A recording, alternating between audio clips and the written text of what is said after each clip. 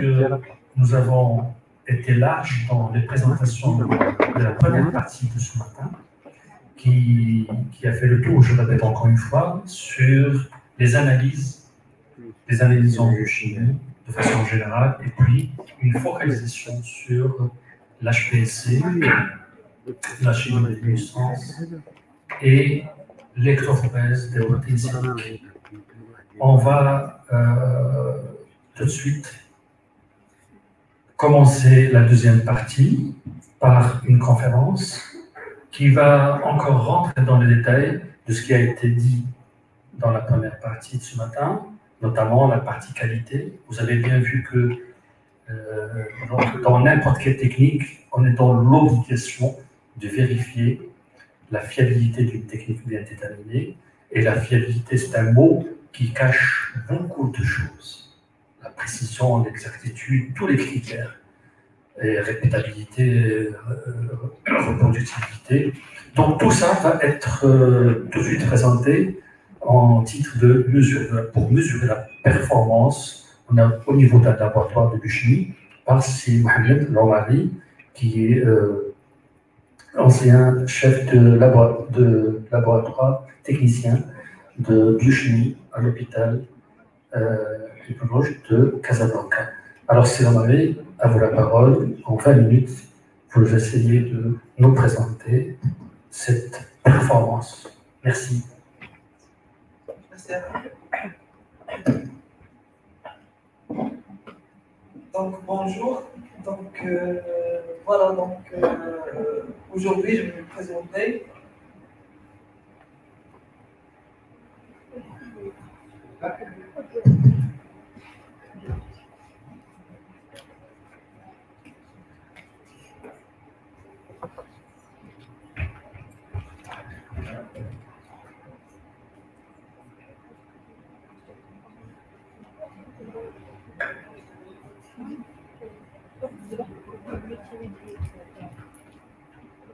voilà, donc c'est toujours une fierté de se trouver encore une fois chez moi auprès de l'Association marocaine des techniciens de laboratoire, dont je tiens à remercier le Hajj et l'ensemble des membres de l'association. Voilà, donc je vais vous présenter une thématique de recherche qui est un peu transversale, alliant les sciences de gestion avec la biologie médicale. Donc la biologie médicale, parce que je suis un technicien-chef au niveau du laboratoire de biochimie du CHU de Casablanca, et les sciences de gestion en tant qu'un doctorant chercheur en sciences de gestion à la faculté des sciences juridiques, économiques, sociales de Mohammedia. Voilà, donc la thématique proposée d'aujourd'hui, c'est la mesure de la performance dans un laboratoire de biochimie. La performance, c'est un concept qui pose généralement une problématique de définition et de mesure. De définition parce que jusqu'à aujourd'hui, il n'y a pas une définition unanime et standard du concept. Et de mesure parce que jusqu'à aujourd'hui, on est toujours à la recherche d'un modèle, d'une théorie permettant un peu de mesurer de façon globale le concept de la performance des organisations. À la recherche, bien sûr, d'une amélioration continue. Et aussi, c'est une thématique un peu qui intéresse aussi les managers qui cherchent en permanence à se doter d'un outil performant permettant un peu de savoir est-ce que leur organisation sont performantes ou pas. Lorsqu'on parle de la performance, donc la première question qui nous interpelle, est-ce qu'il s'agit d'un concept ou d'une notion? Mais avant, il faut faire la distinction. Lorsqu'on parle d'une notion, c'est lorsqu'on a une définition connue. Dit par exemple la pauvreté. On connaît qu'une population, par exemple, est pauvre lorsqu'il a un revenu annuel au-dessous d'un seuil. Alors qu'un concept, comme le cas de la performance, lorsqu'on n'a pas une définition unanime et standard. Si on essaie un peu de décortiquer le concept de la performance, donc il s'agit d'un concept qui est polymorphe, donc en raison de la multiplicité des acteurs, abstraction faite bien sûr du niveau hiérarchique, que ce soit stratégique, tactique ou opérationnel. Donc, les acteurs, on trouve généralement les clients internes, externes, les responsables, l'administration, les actionnaires, les bailleurs de fonds, les syndicats, etc.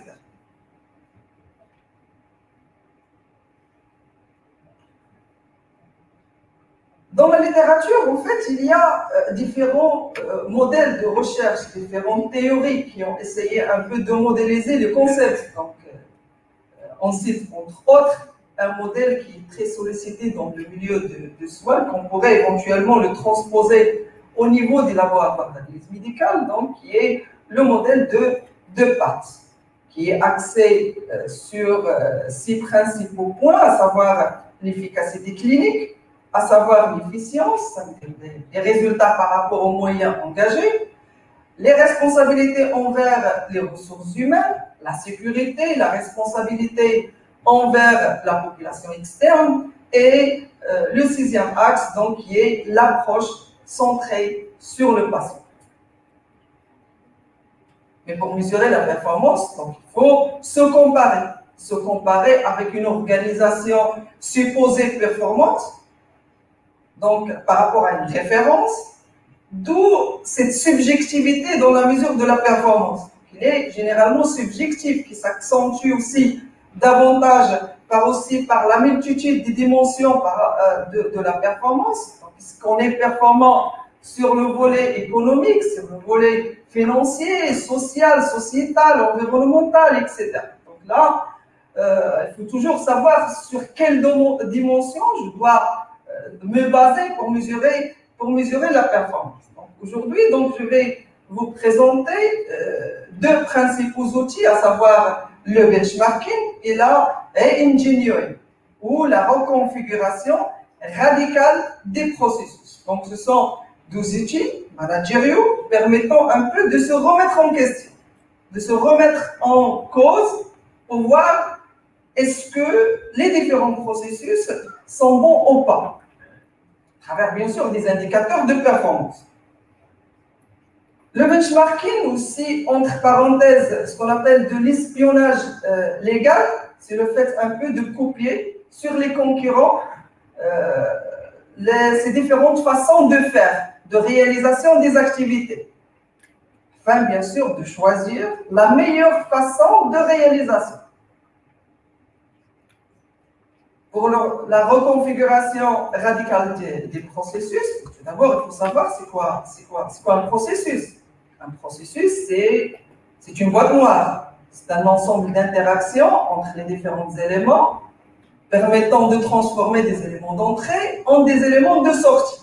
C'est l'output. À la recherche, bien sûr, de la qualité et aussi de la meilleure façon de faire.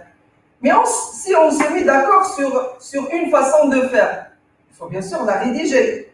On devrait avoir une base documentaire, et d'ailleurs, les premières présentations, donc ils ont parlé des différentes procédures, des différents modes opératoires qui devraient figurer au niveau du laboratoire. Donc, rédigez ce que vous faites et veillez à la réalisation de ce qui est écrit. Donc, la supervision aussi, c'est un élément qui est important pour bien piloter les laboratoires d'analyse médicale ou toute organisation, abstraction faite, bien sûr, du secteur d'activité, à la recherche d'une amélioration continue. Si on se réfère aux travaux de Deming, donc la roue qui ne doit pas cesser de rouler, donc à chaque fois je dois planifier, je dois faire ce que j'ai planifié, je dois checker, évaluer, faire un suivi en permanence pour définir un écart, pour définir les différents dysfonctionnements, pour pouvoir agir.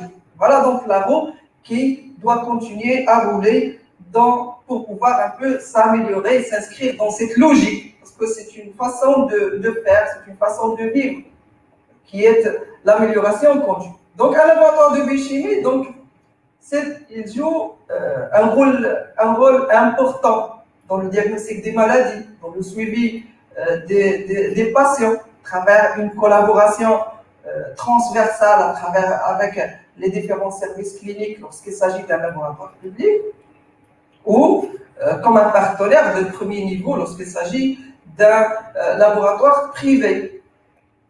Sont connus par des processus qui sont quasi identiques, que vous connaissez, permettant d'ailleurs de traiter les différentes analyses et rendre le livrable qui est rendre des résultats fiables permettant de faire le diagnostic et le suivi des patients.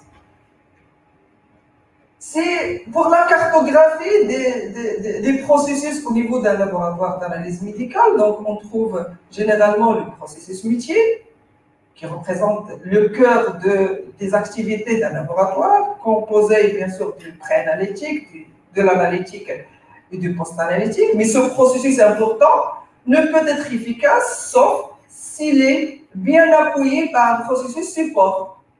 Il y en a aussi beaucoup, mais dans un laboratoire de biochimie, il faut avoir un processus d'innovation, de recherche et développement, tenant compte des activités du laboratoire de biochimie, parce qu'il se base surtout sur la technologie dans la réalisation de ces activités. Le processus de gestion et d'approvisionnement et aussi le processus des ressources humaines, tenant compte bien sûr du rôle capital joué par les ressources humaines. Et bien sûr, ces différents processus génèrent un ensemble de flux d'informations pour le jeune homme qui ne cesse de réfléchir pour prendre une décision qui représente bien sûr le processus stratégique ou le processus voilà, qui doit réfléchir pour pouvoir un peu prendre la bonne décision. Donc le processus managérial. Le engineering et le benchmarking, ces deux outils doivent un peu toucher tous les processus au niveau du laboratoire. Pour bien sûr s'inscrire dans une démarche d'amélioration continue. Et la question qui se pose et qui s'impose, est-ce qu'il existe vraiment la performance? Si on se réfère à la théorie de la contingence, qui dit non, il n'y a pas une organisation performante, mais une organisation qui s'adapte au changement de l'environnement et qui s'améliore. Si on essaie un peu de définir la performance d'un laboratoire, donc un laboratoire est performant lorsqu'il est en mesure de répondre d'une manière efficace aux besoins des patients d'une manière équitable et de garantir une offre de soins de qualité grâce à une meilleure prise en charge des usagers et aussi à veiller à une utilisation optimale et rationnelle des ressources. Mais il faut rester en veille par rapport au changement de l'environnement. Il y a différents outils de maîtrise de l'environnement, que ce soit interne ou externe, à savoir le SWOT, donc les forces et les faiblesses. Donc il faut connaître et aussi reconnaître mes faiblesses et connaître aussi mes forces pour pouvoir un peu les améliorer, et les opportunités et les menaces. Donc il y a des opportunités que je dois en permanence les saisir pour pouvoir un peu s'améliorer. Il y a aussi le PESTEL, mais dans un niveau qui est macro, qui permet un peu de rester en veille par rapport aux politiques économiques, sociales, technologiques, écologiques, environnementales et aussi légales. Comment peut-on évaluer la performance d'un laboratoire de biochimie? Généralement, l'outil le plus sollicité, donc, qui est un tableau de bord, qui est composé d'un axe stratégique, avec différents objectifs stratégiques, déclinés en un ensemble d'objectifs opérationnels, avec une définition des responsabilités, donc le pilote, et avec des indicateurs de performance. C'est quoi un indicateur de performance? C'est une information choisie, associée à un critère qui permet de mesurer ou donc de quantifier et de comparer l'évolution d'un niveau d'amélioration des résultats, donc l'efficacité et l'efficience, et aussi la façon de faire, donc les différents processus. Donc ça permet de piloter l'organisation, de communiquer Dans la littérature, donc, selon la classification de Donabédian, donc, il y a une typologie variée des indicateurs. Donc, il y a les indicateurs de structure, qui apprécient un peu les ressources matérielles, humaines et financières, les processus qui mesurent les activités de prestation de soins, les résultats, efficacité, sécurité, efficience, la satisfaction du patient, donc c'est la qualité perçue par les patients, et finalement les indicateurs sentinelles qui permettent un peu de détecter les différents dysfonctionnements et les différents événements indésirables. Mais ces indicateurs doivent être smart, qui ont de la spécificité, qui sont mesurables, quantifiables, qui sont accessibles, acceptables, qui sont réalistes, réalisables, et finalement temporels, qui correspondent à une période de temps.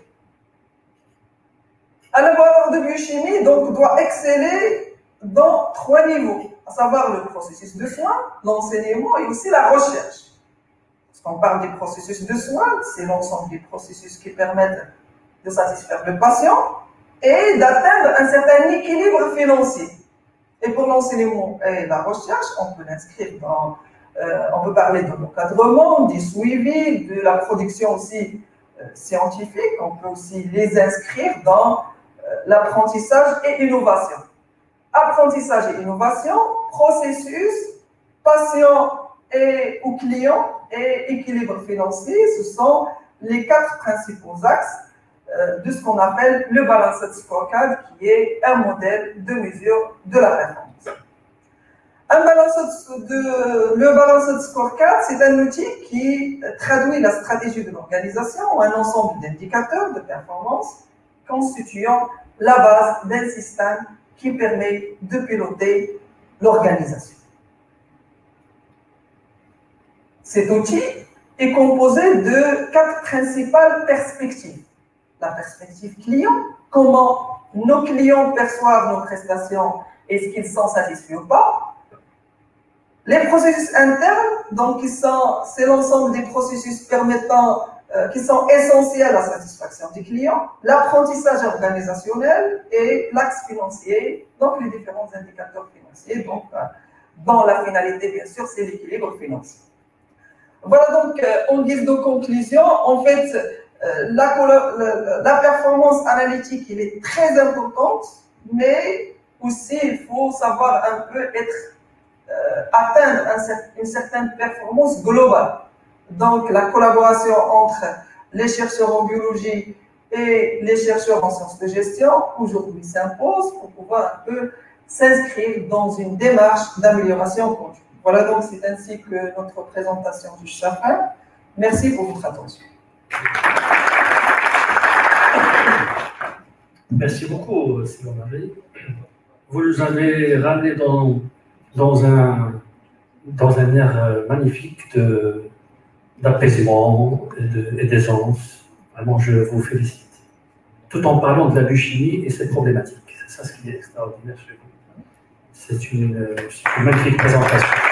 Franchement, je vous dis sincèrement. Et c'est excellent parce que ça ouvre. Tout à l'heure, on aura un débat dans lequel nous abordons cette question-là de performance, certainement, par rapport à toutes les spécificités que peut engendrer les activités qui sont dans un laboratoire de biochimie. Merci beaucoup. Et maintenant, je m'adresse au professeur Abdelrahman Boukhira. Professeur Boukhira est professeur chef de service de biochimie à l'hôpital militaire Avicenne de Marrakech. Donc, nous sommes tous aujourd'hui chez lui. Il est